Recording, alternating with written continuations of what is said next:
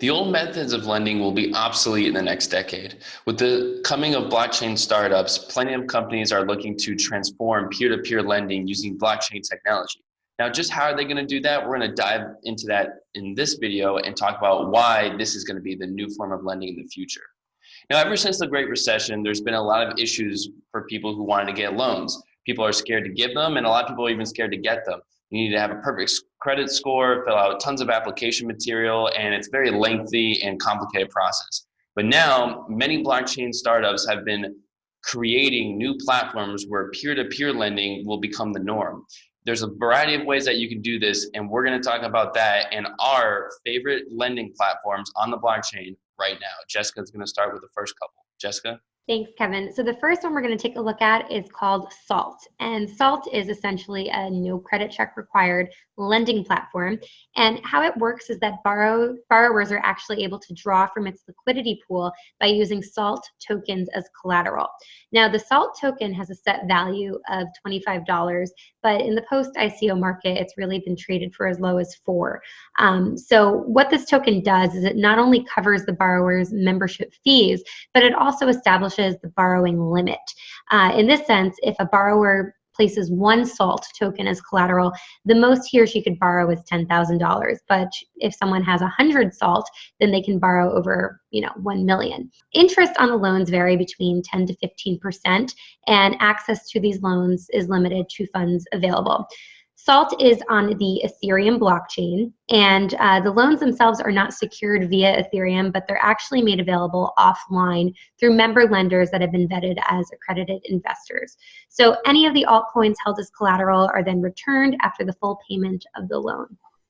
The next one we're going to take a look at is called Unchained Capital, and similar premise to Salt, but Unchained Capital is actually based on Bitcoin, and it allows investors to make loans against Bitcoin as collateral. Lenders are allowed to borrow up to 50% of what they set up as their collateral capital, and these interest rates are set to an all-inclusive 10 to 14%.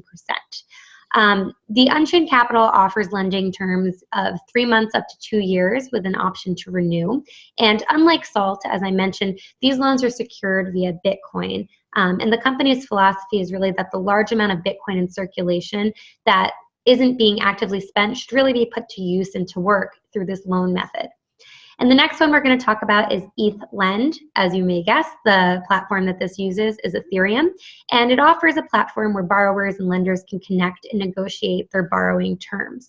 So this allows any Ethereum token to be used as collateral, and the Lend token itself is actually used to secure fee discounts for the system. For ETHLend, loans are secured in Ether with defaults resulting in a forfeiture of all coins that are being held as collateral. So those are 3, and Kevin's going to go on to talk about some other ones. So the next one we're going to talk about is Authra. It runs on the Ethereum blockchain, and Authra is pretty much your run-of-the-mill lending platform. They really focus on loan management and facilitating contracts between parties. It allows lenders to do partial or whole loans as well and sell them as digital assets on the marketplace. Next one we're going to talk about is BitBond, which runs on, you guessed it, the Bitcoin blockchain. Borrowers can borrow up to $25,000, and they actually have a sophisticated system that matches borrowers and lenders based on your needs and based on the lender's needs. Repayment is done through the BitBond website, where the repayment schedule is also posted so you can keep track of your loan step by step. Now, next one we're going to talk about is BTC Pop. BTC Pop has one of the largest loan volumes as of right now, so it's actually one of the most popular loan networks. And what they're kind of known for is the exchange of Bitcoin-based loans, and on the lower side, altcoin-based loans. They actually have a sophisticated system where borrowers and lenders alike will go through a verification process. They'll submit financial documents and other verifiable documents that will help them match lenders and borrowers, and also verify the identities so that everyone that is in play is very transparent with who they are and what they seek to accomplish by using the BTC Pop lending platform.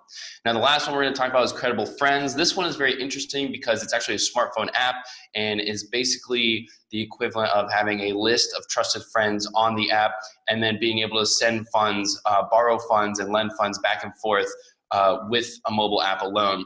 Now, it allows people to use it basically as a credit card, but the one catch with this one is the interest rate is pretty high at 25%, but again, you're using it with trusted friends, so that is kind of the catch there. They're more focused on the app section of the lending and borrowing market, and look to kind of attack that and see if people really find a need for a credit card lending platform, Bitcoin based on a smartphone. So with that being said, we thank you for watching this video.